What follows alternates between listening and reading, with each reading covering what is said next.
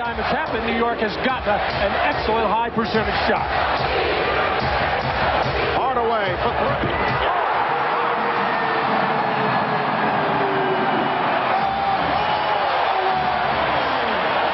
Tim Hardaway has given the Heat an 18-point lead. He has 28. Houston for three. Hardaway for three.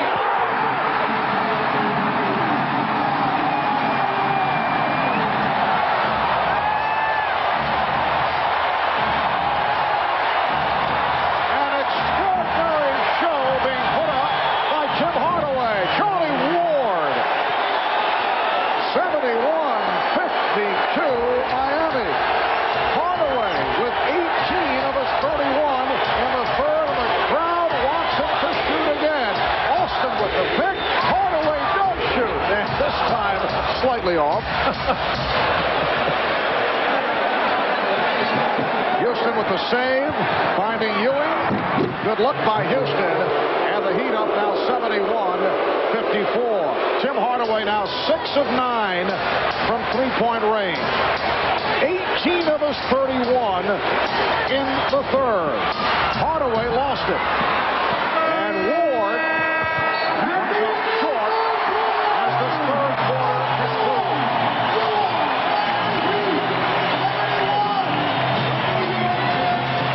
One of these spectacular third quarter performances in playoff history. Tim Hardaway with 18 of the Heat's 22 in the third. 6 of 9 overall from downtown. He has 31 in all. Well, normally Tim Hardaway saves this for late in the fourth quarter. He has started early in this game number 7 as Mourning ecstatic on the bench. Back to Miami, I'm Jim Gray. Well, before the game, I spoke to Timmy Hardaway, and he said he was more nervous and more anxious for this game. It's his first Game 7. He said he had butterflies like he'd never had since high school. When he lost his high school championship in Chicago, Carver High, he was the best player on the court, and he had the most points in the game. He said the thing that has stuck in his craw all these years, that he didn't win that game. He said, today, this is a good feeling for me today, and I'm going to win the game this time. Mark? All right, thank you, Jim. Tim Hardaway, who did not shoot well during the course of the playoffs, taking over this game in the third quarter. He has scored 16 of Miami's last 18 points. Patrick Ewing now has 25 as the fourth quarter gets underway, and the Heat up 71-56.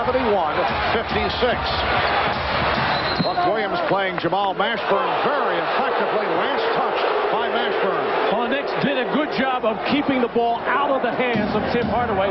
Finally, and Chris Childs, in effect, face guarding him, not letting him touch the ball.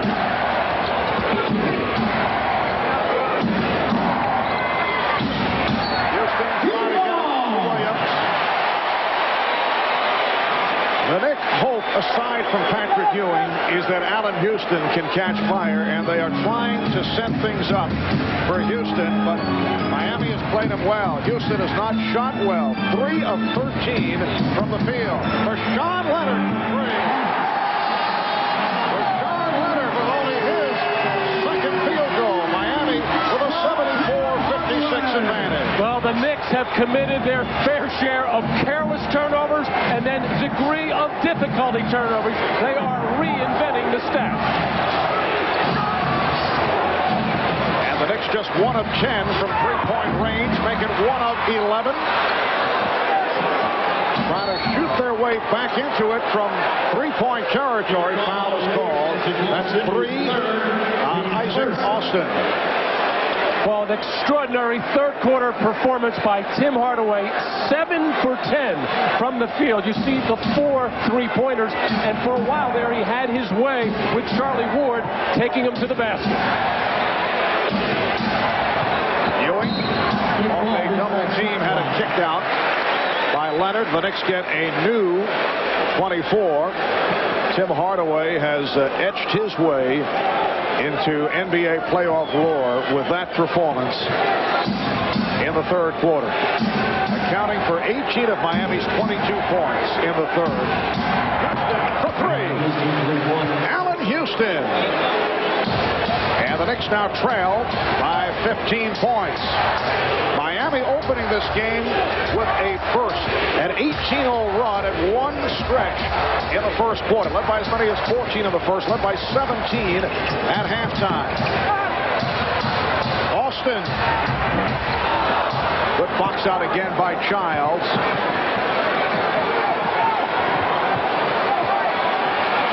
Ewing, double teamed and fouled. Marley and Mashburn collapsing on Ewing. Foul on Marley. His first timeout is called. 9:35 left in the fourth. And today. And it looked like the Knicks were inching their way back into the game. Pat Riley kept longingly looking up at the clock, wanting it to go faster before he could get Mourning in the game. Little did he know at that time that Tim Hardaway was going to erupt. And Allan Houston showing some signs. 14 points for Houston, who has not shot well. 1 of 9 in the first half, now 5 for 15. Miami leading 74-61 when Alonzo Mourning left with that fourth foul. Miami was up by 11. They now lead by 13. Here's Mourning. Alonzo Mourning with 18. Good defense by Patrick Ewing. Took away the middle this time, something he had problems with early in the first quarter, and then a very difficult shot by Mourning. Ewing gives it back out. Houston, 3. Allan Houston looking to pull a Tim Hardaway. It's down to a 12-point Miami lead. As you would expect, the body language of the Knicks when they were down 17, down 15, they looked like a beaten team, but really their object should be to try to get this thing with around 10 points. Mashburn dumps down a 3. Miami 11 of 23 from downtown. 79-64 Miami. Dan Marley is the man defending on Allan Houston. Now Bashawn Leonard switches off. Shot clock out of 3. Houston. And Hardaway able to handle it. Hardaway finding the rim. It has been a best performance by Tim Hardaway. 33 points. That basket leading to a Knicks timeout. Of 7 playoff. Thought he was fouled. Thought he was hit from behind by Ewing and has a valid point. 7:20 remaining in this fourth quarter. And a reach-in on Childs and the refs on Leonard. So that's 4 on Childs being guided aside by Knicks coach Jeff Van Gundy. Well, the Knicks have brought a lot of these problems on themselves with 17 turnovers. As we look at the comparison between Chris Childs and Hardaway, but you also have to credit Miami's defense. It has been very sticky much of the day. Oakley on the box out. So Oakley and Ewing are the big men with the 3 guards. Childs rejected by Mourning. Houston and Ward in a 3-guard setup. Alonzo Mourning with his 3rd block shot. Miami by 17. 6:45 remaining in the fourth quarter. Leonard for 3.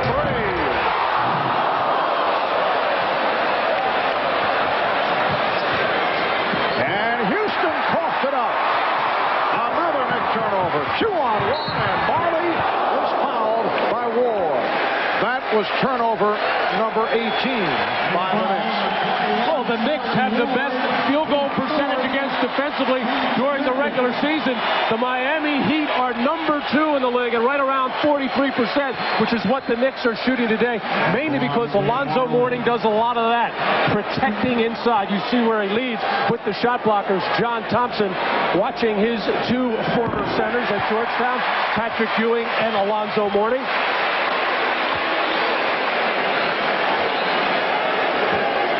Dan Marley, very important player in this series on in 2 games has provided a major lift. Such a big game player.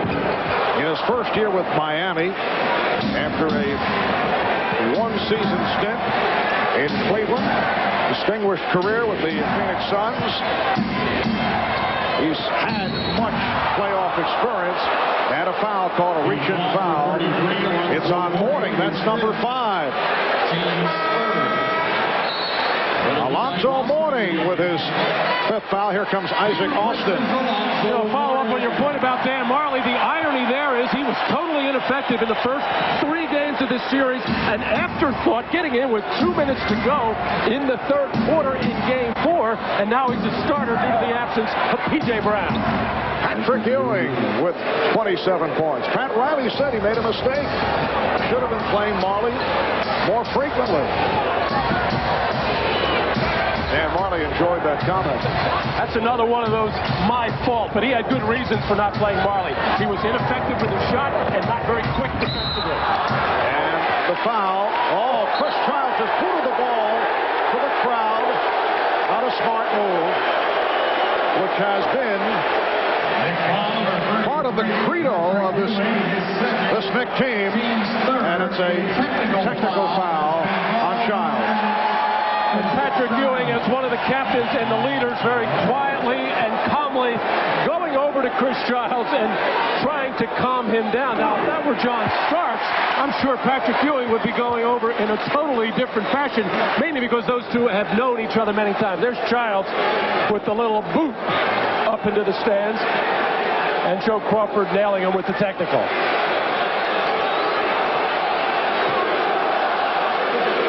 Both teams with 3 team fouls. Rashawn Leonard at the line. Leonard in his 2nd year out of Minnesota. He's been a huge surprise. Last season as a rookie appeared in 30 games, signed out of the CBA. Originally a 2nd-round draft pick of Milwaukee back in '94, but elected to return to school at the University of Minnesota for a senior season and finished as the Gophers' all-time leading scorer. This year emerged as a starter and an important player for Pat Riley. 85-66 Miami with 5.5 remaining in the 4th. Here's Ward. Foul on Charlie Ward. Might be a flagrant. Let's see. Flagrant foul. It is a flagrant foul. Matt, was that a payback? So, in fact, I think they were going to try to block the shot, but Charlie Ward up in the air gets his feet out from under him. Although, wait a minute now, Jamal Mashburn, a little bit different there. Coming in from that angle, he did not even really leave his feet to try to block that shot. He wanted to make sure he committed the hard foul on the body, and that it was a flagrant foul. Might have been one of those fouls. Jamal Mashburn whispering the name P.J. Brown in the ear of Charlie Ward. What's amazing to me, Marv, we see the lack of poise, the lack of control after what happened at the end of Game 5 down here. Now we see Chris Childs kicking the ball. We saw what happened in the Houston-Seattle series. And really no need for the Heat to get involved with anything like this. Nice backdoor pass from Ward. Allen Houston has come out of the 2nd half after the poor shooting first half. 85-69 Miami. The Chicago Bulls waiting in the wings for the winner here. A well-rested Chicago Bulls team. And I read where Scottie Pippen said, we want the Knicks, or at least he did. I don't know if he was speaking for everybody there. Patrick Ewing with authority hammers that one home because of the animosity, because of the rivalry that's been built up with New York and Chicago over the years. But I don't think Scottie Pippen or the Bulls have a chance of seeing New York next week. Timeout called, 4:46 remaining. In the 4th quarter, you are watching the NBA on NBC. for the Heat with 4:46 to go in the fourth quarter. And a big day here on NBC. You saw the NBA draft lottery at halftime. The San Antonio Spurs coming up with the #1 pick. They had only a 21% chance of getting that top pick. Spurs #1, 76ers 2, and the Boston Celtics 3. The Celtics end up with 3 and 6. I'm sure Rick Pitino and the Celtic organization and fans expected to come out of the line.